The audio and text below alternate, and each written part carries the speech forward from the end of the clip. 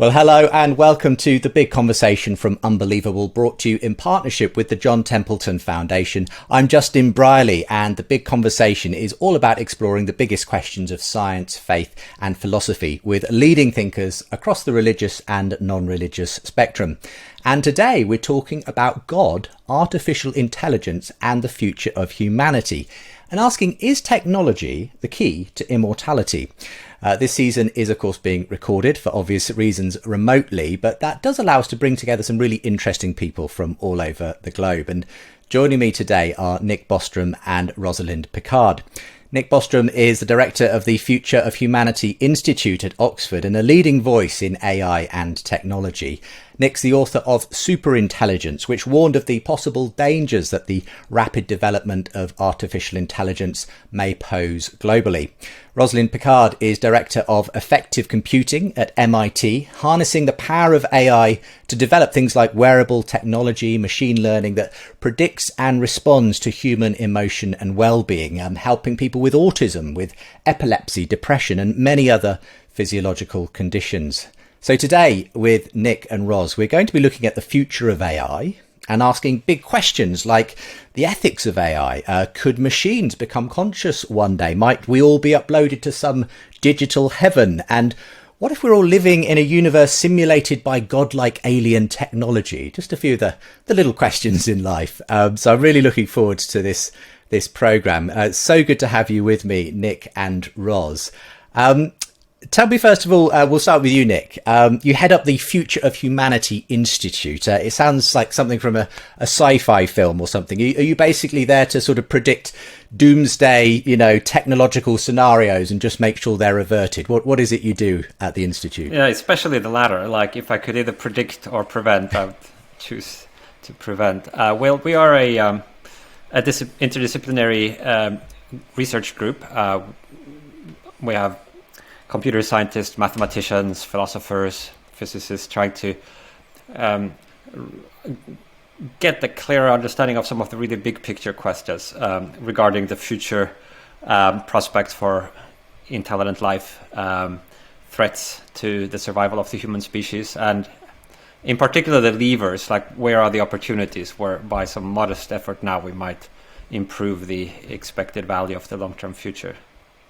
And I mean, does that just involve a lot of sort of sitting around and thinking through issues? I mean, obviously you have to keep abreast of all the latest developments, I suppose, in technology doing that. Yeah, well, a lot of our work is focused more on the kind of underlying questions rather than, what's next year's iPhone going to be like.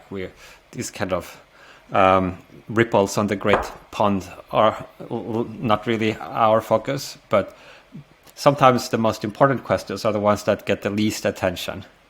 So, for example, if we continue to make impressive progress in machine intelligence, what happens down the line when AI finally succeed at not just automating specific tasks, but providing the same general kind of intelligence and problem solving that have made us humans unique on this planet, and other more ways that the human condition could change in some more fundamental way. It's very much big picture stuff, obviously. I know you don't have any personal religious beliefs, Nick, but does the issue of God ever come up in your research, questions around religion and that kind of thing?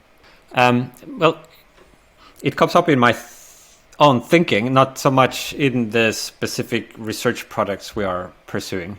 And I can't speak for all of my colleagues there. But at some point, I think, if you zoom out enough and start to think about really what is the human condition all about and what might it lead to, you do start to butt up against theological concerns. Unfortunately, that's also the point where my competence kind of runs out to some extent. So, but yeah, we'll be testing your competence a little bit on the programme today, Nick, because I would love to open up some of those metaphysical questions that the AI pose around consciousness, ethics, and even the God question at some level. But we'll start obviously by talking about AI and what some of the possibilities and challenges are. Before we do that, Ros, welcome to the show as well. Now, you've pioneered this field of effective computing for over 2 decades, I think. Tell us firstly what it is and what sort of things you've been developing in the process. Yeah, effective computing is computing that relates to, arises from, or deliberately influences emotion. The original idea was that computers were driving us nuts. They were so stupid and frustrating. And the kind of intelligence we wanted to build for the future AI was not just playing games like chess or Go, or using language or solving math, but was not being annoying, right? A computer or a robot that you would actually want to have around, and that if you were frustrated or pleased, it would see that, use that as feedback, and learn to do better, and have skills for how to manage emotion, not just recognizing them, but knowing how to help us manage our emotions in respectful ways, always with deference for people's feelings, not sensing things if we don't want them, and so forth. So I saw it as a hierarchy out of wanting to respect people's feelings, and that these were skills that we could teach computers how to do better at. And what has that resulted in terms of some of the practical applications that you've been able to engineer in the process? We have been surprised. In the beginning, the idea, I think, was very much about like, what would a robot do? What would a software agent do in interacting with a person to be intelligent? And what might happen deep inside a machine that most people don't see, that might be like how the human brain works, that might enable it to think more intelligently. Not that computers think like we do, but to have processes that give it better flexibility and generalizability and things like that. We have actually found that there are a lot more applications than that, and many applications have to do with human health. For example, we learned that the fundamental mechanisms inside us when we're having feelings communicate with pretty much every organ in the body. And when you look at the messages they carry, they change when people are healthy or sick.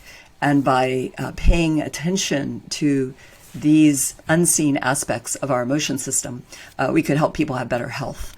So we have been working on a lot of cool things that have come out of that. Like, we accidentally developed a seizure detector. Actually it became the focus of Ming Zerpo's PhD thesis and the focus of a spin-out company in Patica that's now an FDA-cleared device that I'm wearing here called Embrace. But we've followed the data where it goes, and wherever we can, looked to see if we can steer it to help make lives better. Well, in that sense, it sounds very much like you're obviously harnessing technology for a wonderful end, even if there may be potential pitfalls in other parts of, the AI story.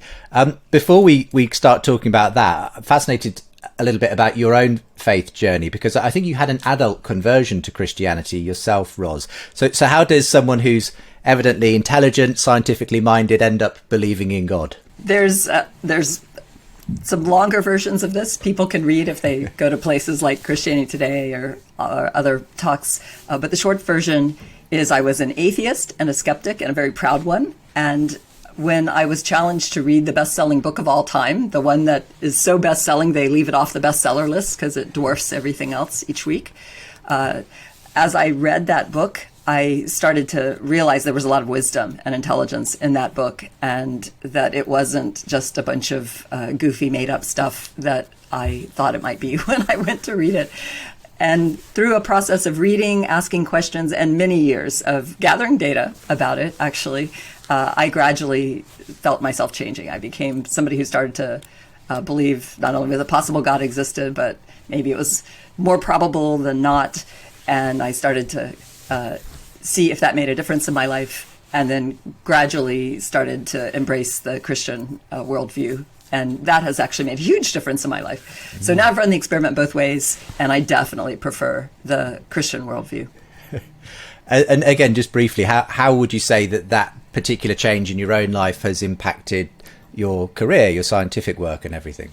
Yeah, it's, it's funny when Nick was saying, we bump up against the boundary of theology. I'm reminded of Donald Knuth when he was visiting, and he's a practicing Christian, a very famous computer scientist. And when he came to speak about theology, he said, when it comes to theology. Mind you, everybody in the room thought he was the world expert on computer science. He says, but when it comes to theology, I'm a user, not a developer. We aren't inventing that, right? There's some truth there that we are barely catching a glimpse of. And in my work, the more I learn about how the human mind works and how the human emotion system works and all, I'm just in awe. I'm in awe of how fearfully and wonderfully we are made. And it inspires me. And another key piece of my faith is that all people are of equal worth.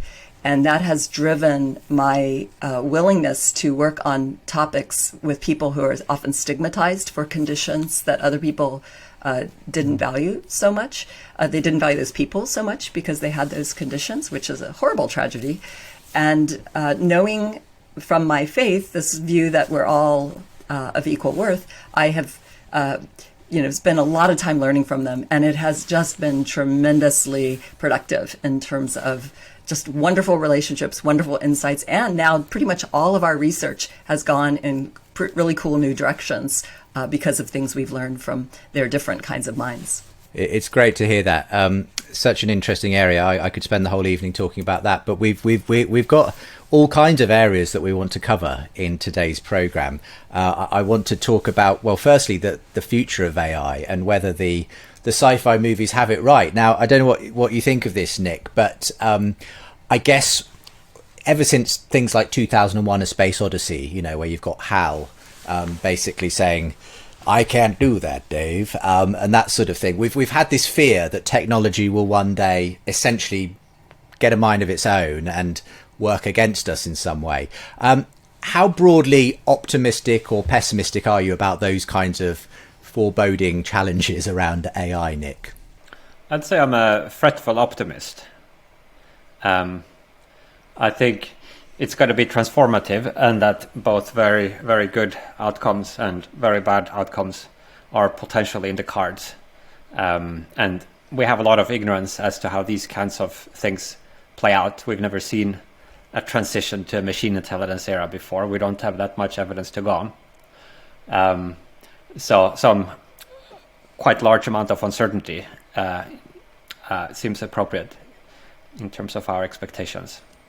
I mean, what are some of the potential challenges or even pitfalls that you anticipated in superintelligence? And I'm aware the book came out a few years ago now. So do you think the landscape has changed a great deal in terms of people's, I suppose, awareness of some of these areas of risk? It has changed a great deal. I think, well, first, in terms of actual AI capabilities, I think progress has been faster than was generally expected back in, say, 2014 when the book came out.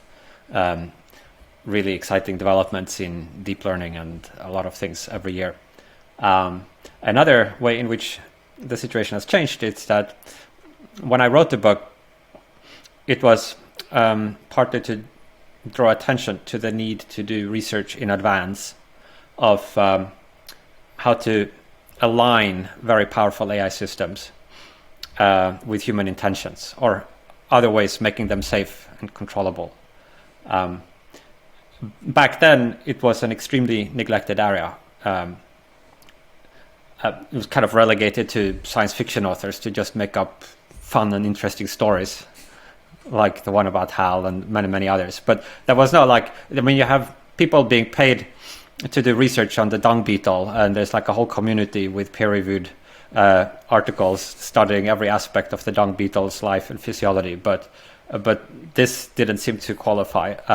But that has changed in the years that have passed. There is now a vibrant research community working on the alignment problem, and we are in fact we have a group doing that at the Future of Humanity Institute, but at DeepMind, at OpenAI, and at a number of other places, there are now some really smart people working on this.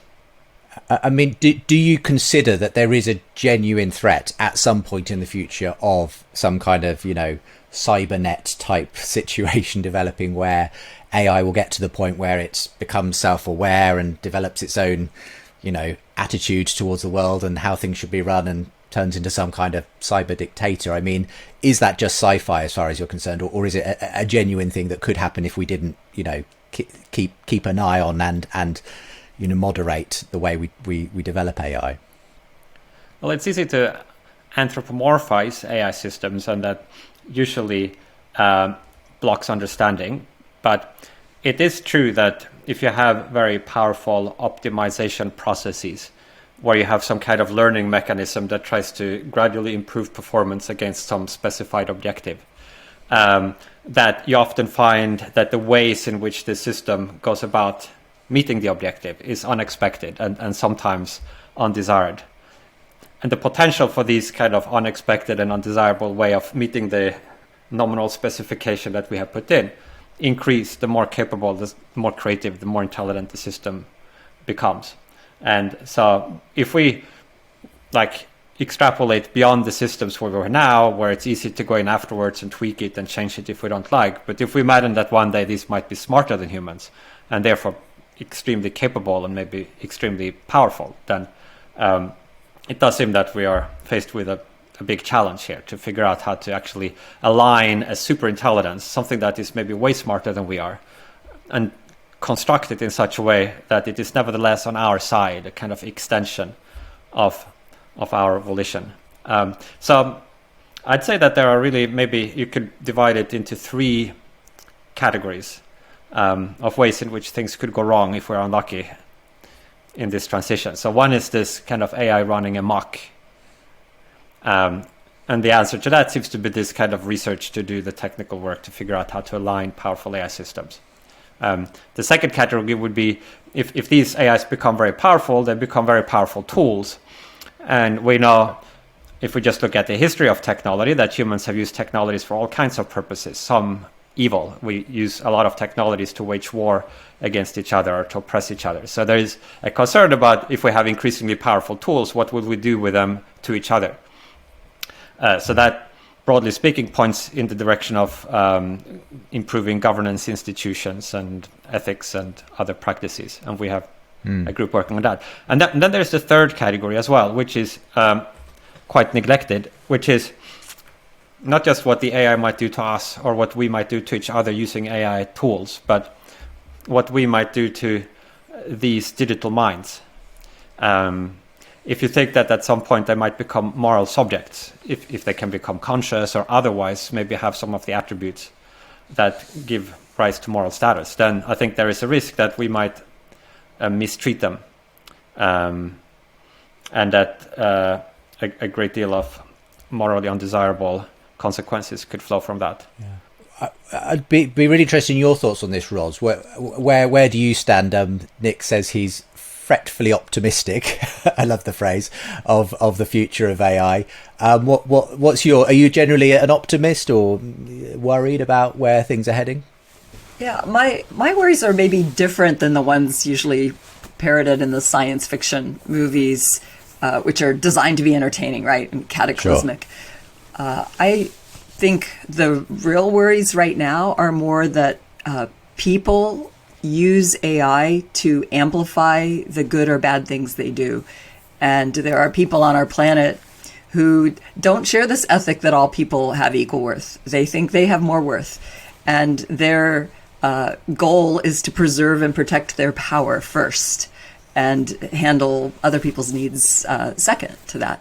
And many of them see an opportunity to use AI to achieve their goals. And when they have a little power or more power than others, they take the AI and amplify that more. And that's a function that could be very hard to restore some equity to.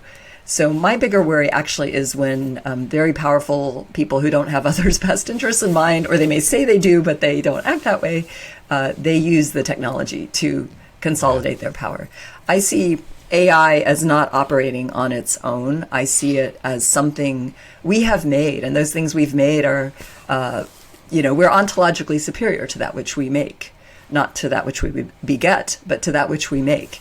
And that we have to recognize there's somebody paying for that system, and they're getting money from somewhere, and they've got power from some source. And that's where I think we have to keep our eye on the real worries. I think the rest of it is Hollywood entertainment and distraction. What about Nick's contention that if we were to see an AI that became a moral agent? You've been developing software and hardware to measure our feelings. What if AI developed feelings of its own? Yeah, it's not going to have feelings like we do, but we can make it look like, I mean, already can make it look like it has feelings. And people have already done moral attachment to things that aren't AI, right? I don't know how many people, I remember as a 16-year-old, the car I had saved my money to buy and babied and take care of. And then one day I sold it to somebody else, and when it drove away, I was like, tears of this thing. And you treat it like a baby, and people name their things, right? And we did this even before AI. I'm trying to get the word out here. Anthropomorphize them, as Nick said, yes. Right, we do that. And we don't want, there's examples. For example, you take a little toy robot and make it. So, for example, when iRobot first did this doll that was on the market and then they took it off, called My Real Baby, and it was the first robotic baby doll, they had to have this decision about whether or not the doll would cry and what would make the doll cry. And they did make the doll cry, but they decided that if somebody strung it up by its toes and started abusing it, that they would not make it scream or cry, because that could actually oogle on the sick kind of person who gets a sick delight out of doing that to something that looks like a baby. And even knowing it's not, it still pushes our buttons. It makes us feel as if it is because it looks that way. So we don't want to, we have to recognize people will feel that way. They will see that in things, even with, 10 years ago AI, much less the future. It will continue. And we need to be careful about what we subject people to there. In fact, there's interest in using robots for helping deal with people who have problems with things like sexual abuse or assault or not caring about somebody else's feelings. Could the robot help them get some role playing in a way that doesn't hurt another person? Yeah. I mean, Nick, interesting to hear Ros say that she doesn't think ultimately a robot or a piece of AI will feel in the same way that we do. I don't know whether you want to clarify that, Ros. Do you think that this idea of a consciousness in the way that we have consciousness, you don't think that's going to be a reality in AI terms? Well, I won't say it won't ever happen, because we don't know what we don't know, right? We can't say something is 100% impossible because we're often surprised. I can say that with decades of super bright minds working on all different kinds of computation, biological computers, silicon computers, quantum, we do not see something that looks like conscious experience or emotional experience happening. And so we don't see a path to building it. It's not something that's just going to go poof, here it is with this much faster of a machine or this many more transistors or something, right? It's not about the parameters we know. Okay. What's your take on that, Nick? Do you think there could be a consciousness at some point from an AI? Yeah, I mean, it's not completely obvious whether current AI systems, say Alpha Zero, how sure were that they are not conscious in whatever sense? Maybe insects are conscious, maybe some small animal. If the capabilities, the learning abilities and so forth, the behavioral repertoire starts to become comparable to animals where a lot of humans would at least not feel confident that there is not even a glimmer of consciousness, then it seems our confidence that these AI systems do not have similar kind of internal life starts to seem a bit shaky. And certainly as we're moving over the coming years towards things that maybe become more mouse-like, let's just say, most of us would probably think mice have the ability to experience pain and to suffer, to be hungry and to have other mental states. And combining that with our lack of a really solid account of necessary and sufficient conditions for conscious experience, it seems like at least the uncertainty would spill over into hypotheses where some of these systems will have some degree of consciousness long before you reach kind of human level capabilities. And certainly I think it is possible in principle to have, say, a digital computational system that would be fully conscious. In fact, I think indistinguishable from the kind of consciousness that we humans have. How would you know, I suppose, is my question, Nick, because inevitably, we can probably develop fairly soon, and maybe we already are, algorithms and technologies that pass the Turing test, where you would talk to it and you wouldn't know you were talking to a computer. But as far as I'm aware, it's still just a set of algorithms. It's ones and zeros. It doesn't mean anything to the machine. How would you ever know? It's kind of like the zombie problem, isn't it? How would you ever know that you really are talking to a conscious being and not just an incredibly clever set of algorithms? I mean, you could kind of ask the same when you're talking to like Rosalind or me, how you can know that we really are conscious and are not just like cleverly mimicking the types of behavior that the conscious being would exhibit. And it seems, broadly speaking, we might point to two types of criteria. So one is what functionally are we capable of doing? Like if we can like respond intelligently to your questions and react to your actions and so forth, that would seem to point to the presence of a mind. And I don't think it's really the case that we right now have the ability to pass the Turing test. Well, we have to be careful what we mean by it. There are sort of crummy versions of it that you could pass by means of cheap hacks. So if you have some naive judges who don't know like the real questions to ask, they will all ask the same kind of questions. And like in the limiting case, you could just imagine kind of having hard-coded answers to the most commonly asked questions. And then probably you could trick some people for 2 minutes in an interview quite easily.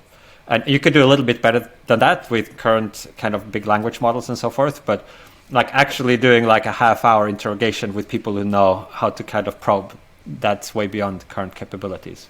But anyway, so those kind of functional capability-related criteria would be one basis. Like another you might try to point to is the internal architecture. Some people might think it's not enough to replicate the input-output functionality of say a human. For it to have the same mental experience, the internal organization would also have to be sufficiently similar. And there, of course, then the question arises at what level of similarity? Is it sufficient if you have, say, implemented in silicon the same kind of computational processes, or do you need some lower level isomorphism as well? But you could have both the same computational structure in principle in a digital computer and the same input-output behavior. And I think that would ground a very strong claim to having the same kind of conscious experience. So why, Ros, are you more skeptical of all of this, Ros? Well, there's functional similarity, okay, where something acts like something, and where we give it a bunch of specifications and say, if it does these things, then it jumps over this hoop, and we label it something, like we label it consciousness level 0.2 or something. And we can do that anytime. The more specifically we define the functions, the more likely we are to get the computer to be able to succeed at them in the constrained environment. We're very good if we can specify all possible things that it should do or behave, or patterns of them within a space of programming the computer to do things like that. I have ideas how to program it so that it will look conscious, and take a list of functions of consciousness and make it look that way. But am I deceived that it actually is? No, it's just looking like it is. And there is a difference. It may not be a functional difference in an interaction. There are times, when you call for help for service on your computer or something, and the person's just going through a list. I'm like, oh my gosh, you're more like a computer than my computer is, right? There are times when we just act according to this set of procedures, but we know that we have more to us than that, right? We know that we can be motivated by love, that we can be motivated by feelings and experiences that transcend these functional approximations that I program. And I know that because I program them. And I also know that if I didn't program them, that machine wouldn't act that way. It doesn't care. It doesn't feel. It doesn't think or know. And when Deep Blue was switched off at the end of its amazing victory, it didn't care. It sounds almost like there is a theological issue at stake for you here, though, Ros. I wonder. I mean, obviously, as a Christian, you believe humans are made in the image of God. There's a sort of divine spark, if you like. does that for you kind of cause you to sort of be skeptical that we could somehow recreate that from the ground up? You know, we could from the dust create a soul, because that's ultimately God's prerogative in your view. Actually, it gives me maybe a little more boldness than that in the other direction. I believe because of belief in the existence of God, and the lines at the end of 1 Corinthians 13, that now we see as through a glass dimly, but then face to face, right? What does that mean? That at some future point we will see face to face, and not just like a face, but it goes on to say, and then we shall be known even as we are fully known. And that's like, holy cow, we are fully known, right? That tells me that our consciousness may actually be algorithmically specified by someone, that it is fully known. And I know Nick has written about somebody simulating all of this, perhaps. And so what's really cool is that actually says, St. Paul says there, that we are fully known. Now, we also have a choice of whether or not we choose to be fully known. And that's pretty interesting, too. And if we are fully known by one that we don't only see like through a glass dimly, then that gives me hope that actually we will someday be able to understand completely how we work, and that then it is a solvable, identifiable problem. So maybe that's not the answer you expect from a Christian. No, but that's I'm actually really more hopeful than some of my colleagues that it's completely specified. That's very interesting to hear in that sense. I mean, Nick, I don't know whether this rings any bells with you, but I guess you're kind of agnostic on the God question. But would the development of a sort of some kind of genuine consciousness in AI, would that swing the evidence away from God, in the sense that it would show that life can be, if you like, built from the ground up in a kind of materialistic way, and therefore there isn't any need for the divine spark or anything? I don't think it would. I mean, it's hard to generalize because there are many different beliefs about God based on a lot of different experiences and evidence and arguments. So maybe some of those would be contradicted by our actually creating a human level system, but that would leave a lot of others. And it's hard to say. There might be many different ladders on which people could climb up to some conviction about there being a higher plane of being and greater than human possibilities. Maybe this would be one of them. So if you could actually bring into existence intellects greater than human intellects, it would kind of show the existence of space above us. If you have, we talked a little bit, Rosalind referred to some of my ideas about the simulation argument. It can maybe open up the horizon even for somebody who starts out with a very naturalistic picture of the world, that there could be a lot more in heaven and on earth than is kind of dreamt of when we just look around us and take a kind of naive realist interpretation of that. Talk to us about this simulation, because for those who aren't aware of what we're talking about here, this simulation hypothesis, what is it? And sketch it out for us and some of the implications of it. So this is an argument which I published back in, I think, 2001 or 2002, that shows that one of three possibilities is true, although it doesn't tell us which one of these. So the first one is that almost all civilizations at our current level of development, if there are many in the universe, like almost all of those go extinct before they reach technological maturity. So that's possibility one. Kind of be sad if that were true, but it could be. Maybe we all invent some dangerous technology that destroy. Okay, so the second possibility is that out of the civilizations that do reach technological maturity, there's a very strong convergence in that they virtually all decide not to use their immense computational resources to creating simulations, ancestor simulations of people like their forebears, simulations that would be conscious. And we can discuss that. But the third possibility is the simulation hypothesis, which is that we are living in a computer simulation. not in a metaphorical sense that the kind of laws of physics were usefully described like in terms of algorithms, but in the literal sense that we are inside some computer built by some advanced civilization. And so the simulation argument then, it involves some probability theory and stuff, but it seems to show that at least one of these three possibilities is true. If we have, I mean, it probably take like another 5 minutes or something like that. So depending on whether you want to, it tends to derail the conversation if you start to pull on it. That's fine.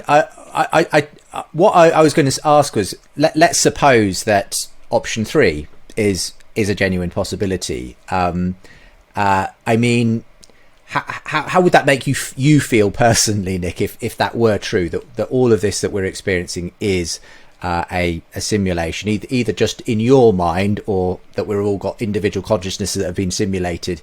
I feel like, a bit like we'd be in the Matrix or something like that. Everything we thought was reality is in fact an illusion, as real as it looks to us. For me, it's a very unsettling idea in a way. But what's your response to it, Nick? Well, I mean, it depends very much on what kind of simulation this was. You could imagine very good ones and very bad ones and all kinds of things in between.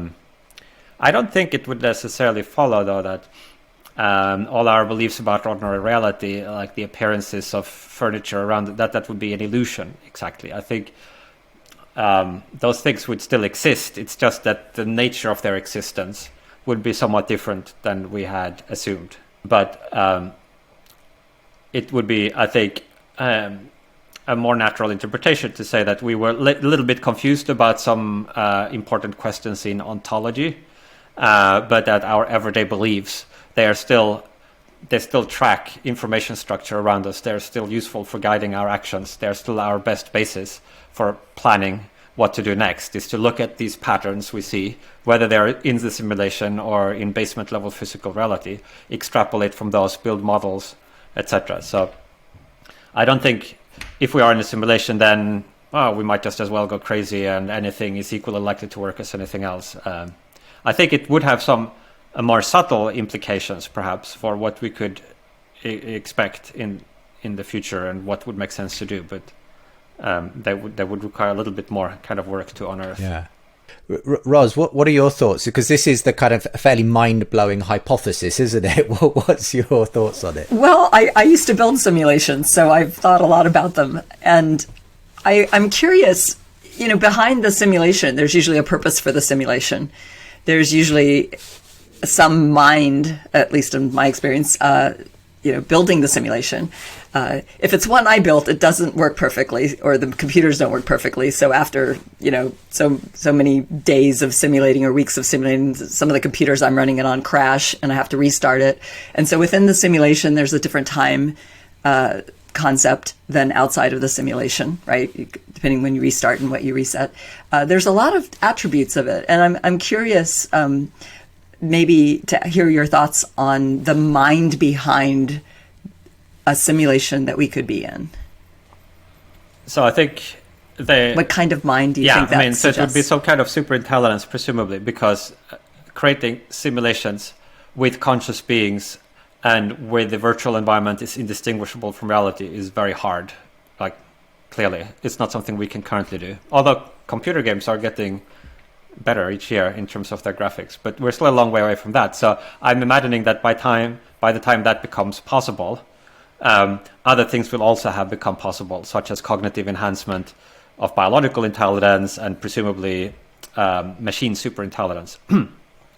Even if some simulations were done before you had true machine superintelligence, which I doubt, nevertheless, after you have superintelligence, you will be able to build vastly more of these simulations, because with superintelligence, you could just move much more quickly to the limits, the technological limits that physics permit. You could colonize the universe, turn planets into supercomputers, and so forth.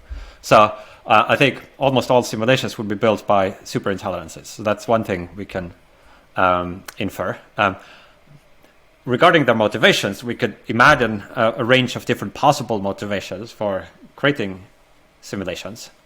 And I think we are somewhat ignorant as to the relative preponderance of these different possible motivations. I mean, you could ask just why do humans create simulations and imaginary worlds, and we do it for all kinds of reasons. There's like recreational attempts, right, with video games or movies and theater and so forth. There maybe like you could imagine historical research, like to kind of explore counterfactuals for history. You could imagine historical tourism if you want to experience the past, but time travel just doesn't work, right, because of physics. Then the second best thing might be to create a kind of recreation of some historical epoch, and then you could kind of inhabit that for some period of time. So like we humans do similar things, like historical reenactments is our best effort. If we could make them more realistic, some people probably would.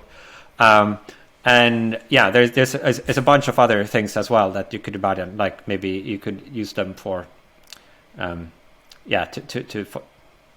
find out more about the origin or the forces shaping different kinds of AI civilizations, to study how they might have arisen.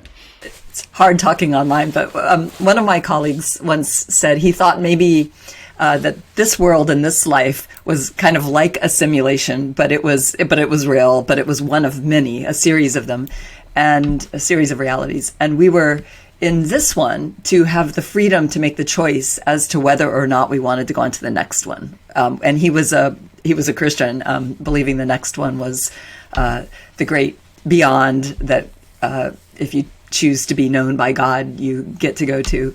And that was, his saying that God doesn't want to force that choice on us. This is the world where we get to choose freely whether we accept this free gift of Jesus, to accept this loving gift to go to the next one. Because we come into this world without that choice, right? We're here. We weren't given that opportunity to say, I want to be here. But we get the opportunity to say if we want to go to the next one. What do you think of that? Yeah, that's another class of possible reasons for why somebody might create these things, and you could imagine kind of people wanting a second run, or you could imagine all kinds of reasons. Like maybe if somebody died early, you could imagine creating a simulation where they are allowed to continue out their normal life, and then maybe after that migrate into this larger reality. Like it's easy to create a lot of different imaginary possibilities. What's harder to do is to find some way to kind of constrain them and form a very firm expectation for. Because ultimately it's a question of numbers here.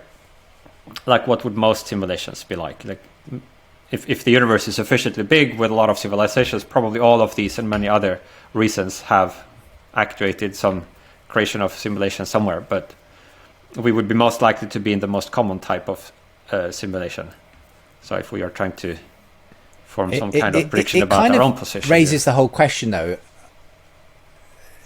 Go ahead. It does raise the question for me, though, Nick, as Rosalind sort of alluded to, of the purpose of doing this, because it almost feels like such a super intelligence that could simulate an entire universe and our consciousness within it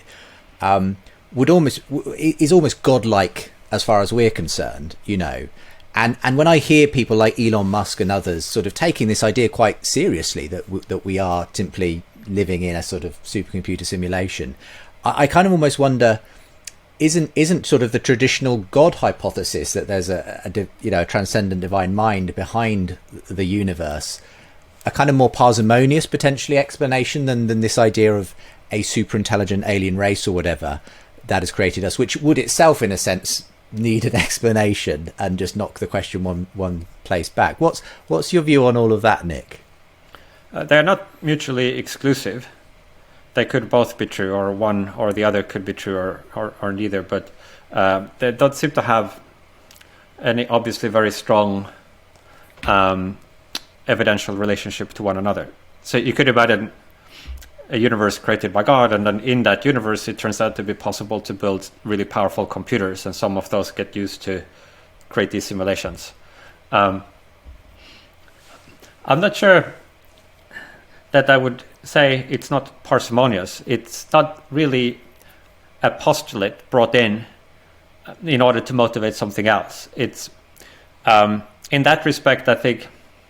I mean, there are these arguments in the history of philosophy that form the basis of a skeptical challenge. Like, how can we know that the external world exists, that we're not dreaming, or that it's not all just an illusion? So these go back, I mean, to Descartes, and you can find earlier ancient examples of this. But there, the structure is that you kind of start from a position of doubt, and then the challenge is prove to me that the external world exists. And then there's philosophy around that. But here, rather, we start by assuming that everything is as it appears to be. You know, there are trees and trains, and there are computers, and there are scientists improving the computers, and we can study the laws of physics. They seem to suggest you could build much more powerful computers with more advanced technology. And you kind of think through the implications of just taking all of this at face value.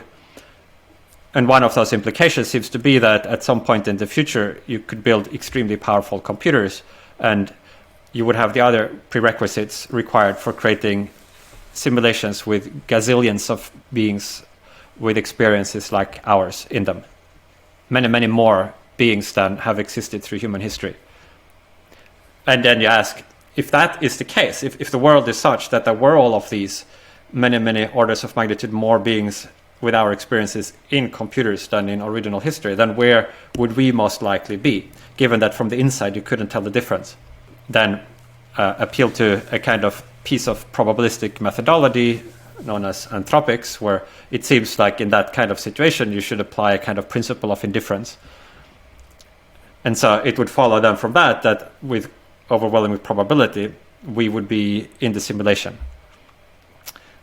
So there's no kind of extraneous assumption you have to make in order for that reasoning to go through, it seems. There certainly are assumptions, but they are not kind of extraneous. I mean, obviously we're assuming here some form of substrate independence, that in principle you could implement consciousness on other substrates than biological brains, like, for example, on silicon computers. So that's kind of imported from philosophy of mind. And is that where you... I mean, again, I'm detecting a kind of a level of that you're more skeptical about all of this, Ros. And is it because of, again, that consciousness issue? Well, it's speculation. Yeah. Where's the data? Where's the evidence of this? Right. You're a philosopher, I guess, and a white male. You get away with a lot of speculation. I have to have data. I actually have to. There's plenty of data, like, in terms of what kind of computational performance does the physics that we have in our universe permit. And so you could do theoretical models, say, of various nanomechanical systems where you can estimate, not exactly, but you can sort of estimate a lower bound. I've built those models. I've built statistical physics models. Yeah, no, I know. I've built statistical physics models. I did my doctorate on statistical physics models, simulating, with probability greater than zero, the space of everything that we were trying to create in visual images in the beginning. So, map the whole world visually.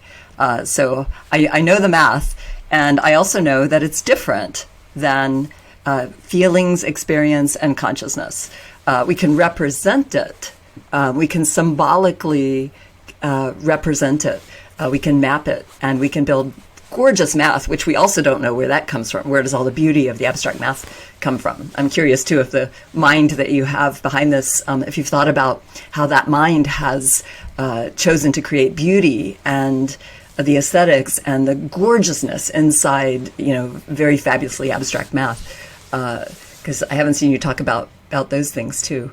One more thing, too, in this simulated world that I think is really interesting is some people have trouble with the concept of miracles in religion. And yet all of that becomes just a snap to explain when you have the ideas you're putting forth with the simulation. In fact, I remember talking to Will Wright, a creator of the Sims games, and, he controls, right? He can change something in the game. And if we're all just in that game world and the creator reaches in and changes something and it violates all the models we've built within that world of how things work, we might say, that can't happen. That doesn't fit our physics. That doesn't fit our graphical world models, but it is possible in the larger world, right? When the simulator reaches in. Mm-hmm. So I like the idea of the superintelligence out there, able to change things in our world, but I think we should be asking, what is the evidence? And I think there is evidence for the God of the Bible. And I'm not sure there's anywhere near as much evidence for some other something out there that's a superintelligence. I'm not saying it can't exist. I'm just asking about real evidence that you could produce. Yeah, I mean, so you got to kind of... You obviously feel it's a bit of an extravagance, Ros, but go on, Nick. Go on. Yeah, I mean, I think you got to kind of follow along the argument and see where the assumptions come in, and those are the bits that would require evidence, if any. But it sounded like the part of it that you were objecting to was not so much the ones that one would normally think would require evidence, but rather the substrate independence thesis, like the assumption that, say, these digital minds that could be simulated on digital computers, that they would be able to have all the kinds of experiences that we have. Conscious experiences, including experiences of love and what other favorite emotions that we might point to. So that, I think, is more a philosophical assumption than an empirical one. And I, for the purposes of the simulation argument, like the actual paper doesn't try to defend that at all. It just says this is a common assumption amongst, in philosophy of mind and computer science. But if I want to dive into that discussion, then, I mean, one could look at kind of, say, some of the more popular or more well-motivated theories of consciousness that we have and see what they imply about the possibility of instantiating conscious states in computers. So we could look at the, say, global workspace theory or attention schema theory or higher order thought theory. So it seems like a lot of these currently, like, most favored theories of consciousness, although by no means all, would imply that a digital implementation would be possible. Yeah, I just think it's important to keep asking for the evidence and for a distinction between representation and reality.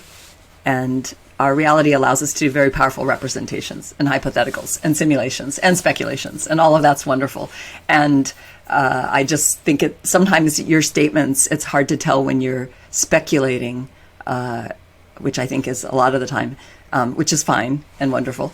And when you're talking about facts, they sometimes come across the same way. But it's really important in today's world, especially with all the fake news and the power of it, that we help people who aren't experts on this to think about what has a lot of evidence for it and what is really just a whole lot of speculation, interesting speculation.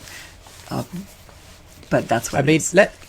Let's talk about another interesting sort of religious perspective on this. Obviously, most world religions have an interest in the idea of immortality, of a life beyond this one.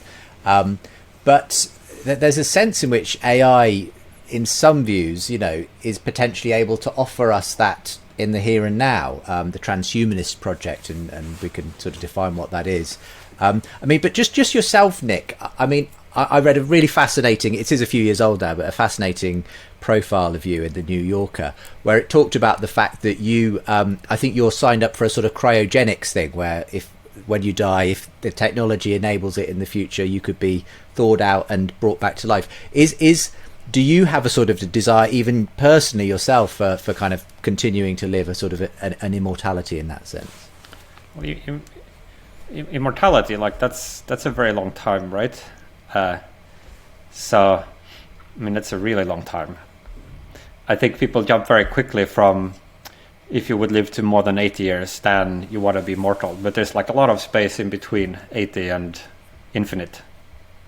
So, I have no idea. In truth, I think it would mainly depend on the conditions.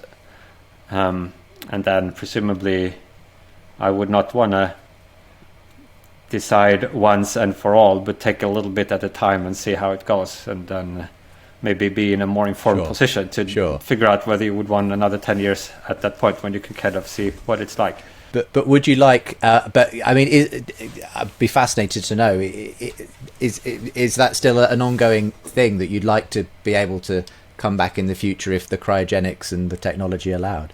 Well, I think most people sign up for this cryonic stuff. Like the first best thing they would wish for, I think, would not be to get sick or to be run over by a car in the first place. And this would be a kind of desperate last resort that may not work, but has maybe a greater chance than if you're cremated or something like that, of this worldly reanimation. So I guess there are different questions one could ask. Well, like one is the probability of this actually working large enough to be worth whatever the costs are? I mean, there's like a financial cost and like there's, I guess, a social awkwardness cost or whatever else. And certainly there are many steps where it could fail, even if you think that theoretically with arbitrarily advanced technology you could do it. Like the other things, like what you could die in the wrong way, like lost at sea or something, right? Or maybe the cryonics company would go bust, or there's a big revolution that, I mean, there are many things that the future might not be interested in reanimate. So one question is like, is the probability high enough that it's just worth the hassle and then the question of the desirability, which is kind of separate from that, which I think obviously would depend hugely on the circumstances. Sure. Well, given all that, obviously there's a lot of question marks over whether we would want to be awoken in the future, and whether the world is a place we'd want to continue living in. But I guess the interesting thing for me is that AI also holds out the possibility, but again, the question is this just sci-fi or is this sci-fact, of, digitally uploading our consciousness, to the memory banks of some cloud, whereby we could potentially live forever. I mean, it's been explored a great deal recently in shows like Black Mirror and others, where they've imagined this possibility of people effectively, when their physical bodies wear out, they simply go to a sort of digital nirvana. I mean, and in that sense, it's interesting, isn't it, that it's almost as though AI technology is almost taking the place of religion in that sense, in kind of fulfilling the promises that have traditionally been seen as those of faith, of a kind of future life, a life everlasting, and so on. Well, I mean, is that what I suppose what's behind that drive, do you think, Nick, for people to want to kind of be able to sort of live forever in a sort of digital space in that kind of way?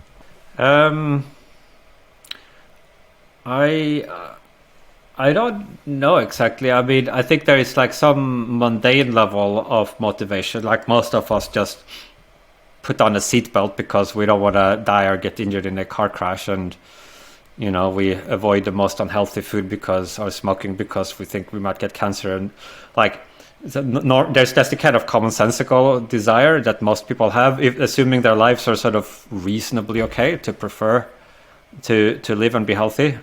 And so for some people, I think it's just like an extrapolation of that maybe they see this is like a possible additional means by which you could increase the amount of expected future life that you have in this world. And then it's a cost benefit thing. Like, so depending on how rich they are, maybe if it's a very small fraction of their income that would have to go to pay the life insurance premium every month, and they would rather give up a cappuccino every day and have this that then gives them X% chance.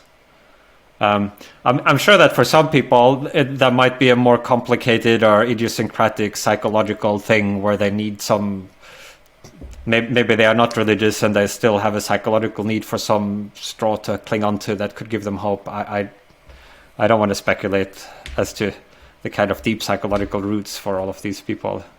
I mean, the most striking thing, if anything, is maybe just how few people are. I mean, this cryonics thing has been around for many decades now, right? And it's still very much a niche. It's growing, but it's like a very slow linear rate. And you'd think that we just see like the state of technology is becoming more advanced. A lot of these other ideas that were really out on the fringes 20, 30 years ago are now kind of like great advances in AI, nanotech, synthetic biology, VR, like all of these things now seem like, oh yeah, we are making progress. A lot of people think, yeah, maybe even this stuff about the simulation, right? That's become quite mainstream. Like a lot of people are tweeting and blogging. Elon Musk is tweeting, and but for some reason, cryonics still remains this kind of just as much a niche thing today as it did back in the 90s. That maybe is more the thing that to me strikes me as needing explanation. Yeah. What do you think, Ros, about this idea of a sort of, could AI technology be the future to a form of immortality? Again, I guess there's a lot of speculation there, but a lot of sci-fi dramas do hang on this idea that you could, in principle, upload one's consciousness into some digital format, which again is something if it's happening, it's a long way off, and there's the question of whether it could happen at all anyway. But what's your? I'd be interested in your general thoughts on this whole concept. Yeah, there could in the future be, deep fake synthetic versions of each of us having this talk right now. And then also taking every other digital form of talks or typing, all of our Google takeout, everything we've searched for, texted, or written an email to somebody on, that can be recomposited into a synthetic being that plays as an agent with somebody you could talk to. We've already been doing this in the MIT Media Lab. You build a little agent that's for the deceased professor and ask what that one would have thought, right? Actually, one is a Marvin Minsky bot, and he's one of the ones who also signed up for cryogenics, and that hasn't resurrected him yet, but we can resurrect some of what he said online with a digital form. And it's a kind of immortality, right? I find it interesting, though, that we... so many people I know who aren't, who haven't thought that much about God or what they believe in the afterlife still desire it. It's almost like we're made for it, right? Like, not, some people say, you're hungry because you're made to eat food. You're thirsty. You're made to drink. Maybe we are. There's something in us that is immortal, that desires immortality. We, Seneca saying, the Greek philosopher saying, we are like mortals in what we fear and like immortals in what we desire. We seem to have something in us that seeks that beyond. At the same time, I don't think a lot of us have thought about it that deeply, what we do in that beyond. And there is a worry, if you have an infinite number of grandchildren, how are you going to attend all those birthday parties, right? There are some practical elements that are, that we don't understand. We don't know how we're going to deal with. But yeah, there's this almost universal desire for it. Yes. Does the concept, Nick, of everyone choosing at some point to live in, to just keep living, whether it be in physical bodies, by that time, maybe the technology is there that you can implant your consciousness into a robot and we can continue living in the physical world. Or it's otherwise in some kind of digital space where, we can create our own reality and have a lovely ever after. I mean, again, it's a subjective question, but is that a good thing as far as you're concerned, or do you worry at the idea of sort of just carrying on and on and on because technology allows us to? Yeah, I mean, I don't know exactly how long would be the optimal lifespan. I think it certainly would seem to depend a lot on the conditions. So first of all, I think our intuitions about the desirability of longer than usual lives are shaped very heavily by the fact that in this world, older age is associated with worse health. Right, so you never really get people much above 100 who are in perfect mental condition and fully productive and run marathons and stuff like it.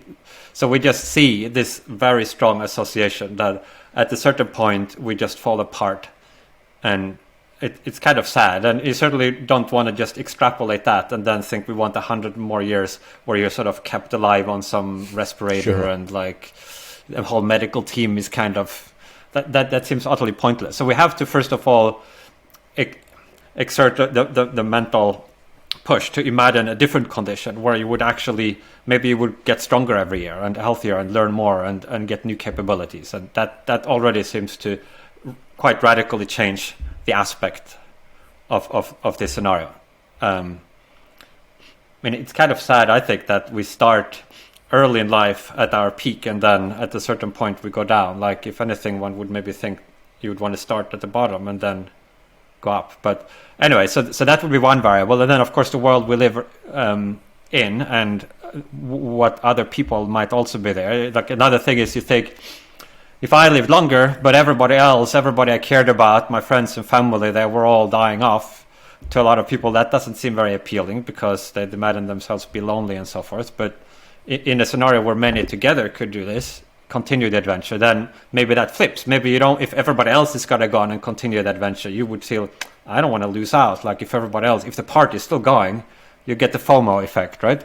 So without like adding a lot of these specifications, it's hard to evaluate it positively or negatively.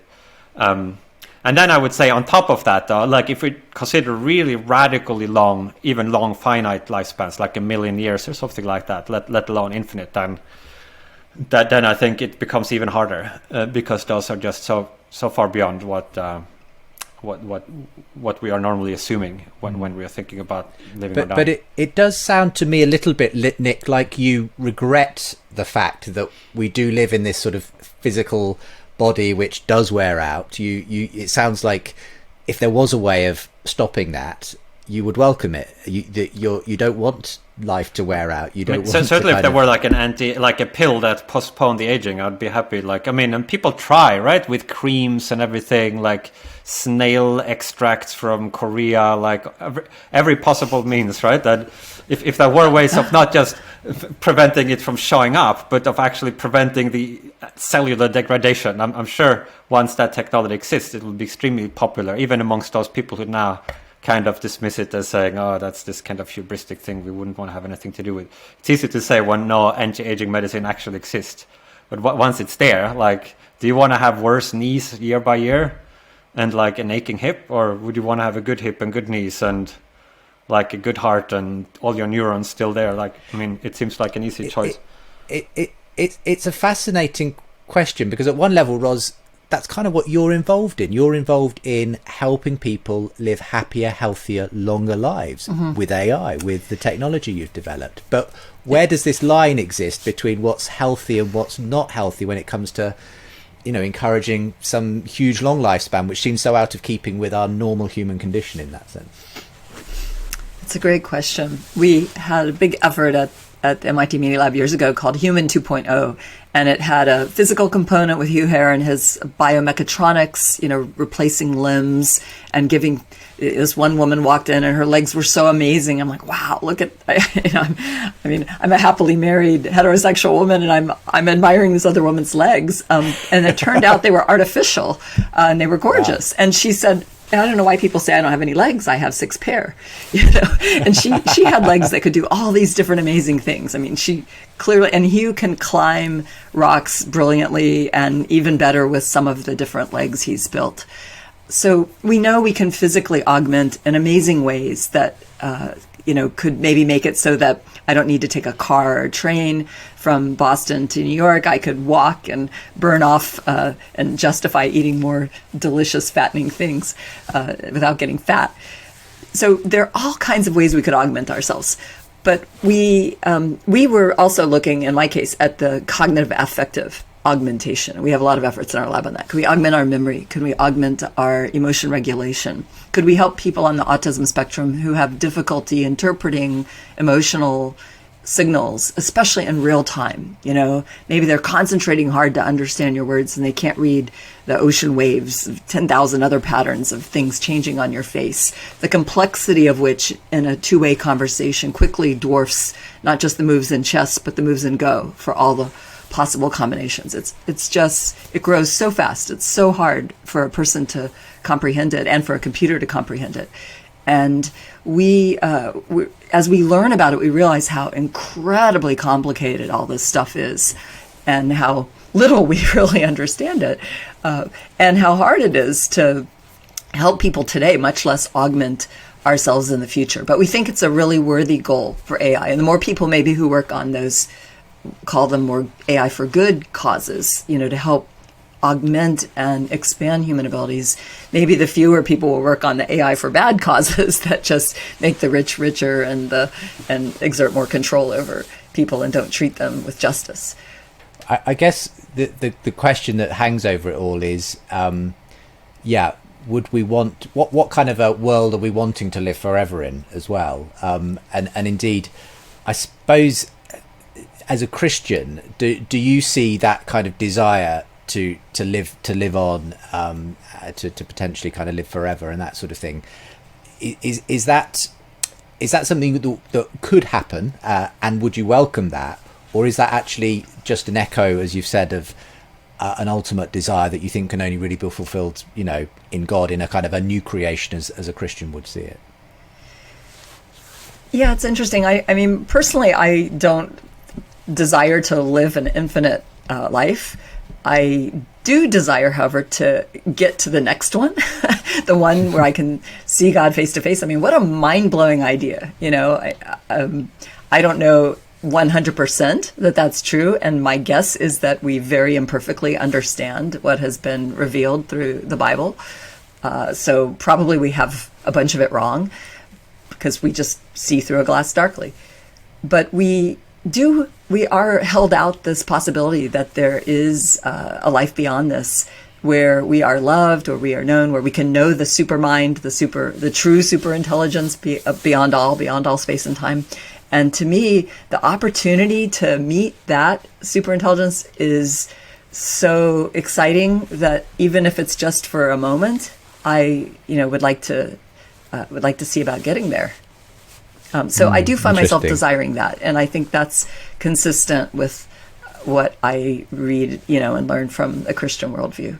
Sure. I mean, it sounds like the closest thing, Nick, that you believe to in God in terms of is potentially a super intelligence that we are the creation of, albeit not the same one that Ros has in mind. Would you like, if it is the case that we're living in some kind of simulation, would you like to be able to meet that super intelligence one day? Would that be a goal that you aspire to? I don't know. I mean, I'm not sure whether that's the closest in my belief space either to what Rosalind was talking about. I do fundamentally feel, though, that inadequate to try to actually form a firm opinion about a lot of these things. And I don't really mean this modestly either. It's not as if I think a lot of other people out there are like so much more qualified than me either. I think we're all like these little creatures who are like in a vast world that we understand very little of, and until very recently understood even less. So presumably, even if we're just allowed with our own small brains to continue for another few hundred years, we'll probably figure out some pretty cool stuff. And then beyond that, there are presumably many, many more things that we have no chance of figuring out with our little brains. So it seems likely that we've overlooked at least one crucial consideration, like some argument or idea or insight or fact that if only we became aware of it and took it properly into account would kind of radically change our whole picture of what we should be doing, our whole stack of priorities. Like, it seems kind of a little implausible that we've now found the last crucial consideration and we've got it figured. And by that, do you mean that you're not prepared to be as certain in that sense that there's a God that will answer all these questions? You think that there's, I mean, I was fascinated, and maybe that we can start to just wrap it up here, but there's a paragraph on your website, Nick, where it says is almost exactly what you just said, which is, in terms of directing our efforts as a civilization, it would seem useful to have some notion of which direction is up and which is down, what we should promote and what we should discourage. I believe it's likely we're overlooking one or more crucial considerations, ideas or arguments that might plausibly reveal the need for not just some minor course adjustment in our endeavours, but a major change of directional priority. And those seeking to make the world better should therefore take it as important to get to the bottom of these matters, or else to find some way of dealing wisely with our cluelessness if it is inescapable. So, what I mean, I guess it's hard to envision what that course change might be, what that big thing is we might be missing. But are you saying that you think we're only sort of in the foothills of where our understanding of mind and technology and everything, where it could ultimately lead us as human beings? Is that the idea? Yeah. And I think we know a lot of details, but there might be some crucial things about how all of these details fit together, the overall picture it's revealed. I mean, just take this simulation argument. Like, suppose for the sake of this discussion that it's actually right, then until that was discovered, that would just be this massive piece of information about the world that we were oblivious to up until just 2 decades ago. And why think that would be the last such thing? And theology could be one source of these. There might be many other places as well where these kind of earthquakes in our worldview could arise from. But I don't think we've seen the last. And so one feels a kind of ultimate sense of dependency, of like hoping that things works out, and a kind of humility, a sense of humility in a sense as well. It's been such a good discussion. Any final thoughts as we start to wrap up this program today, Ros? Oh, I just wish we could meet in person and continue the conversation. Nick, I have a lot more questions for you probably than the audience wants to hear. Yeah. Well, ultimately, technology has enabled us in the midst of a pandemic to have this conversation, which is great. So we know that technology certainly serves great purposes very often. All the best as you both go on with your work, trying to make sure that technology continues to serve humanity and not to hinder it. But it's been such a great conversation today. So Nick and Ros, thank you very much for being my guests on The Big Conversation. Thank you, Justin. Thanks for hosting.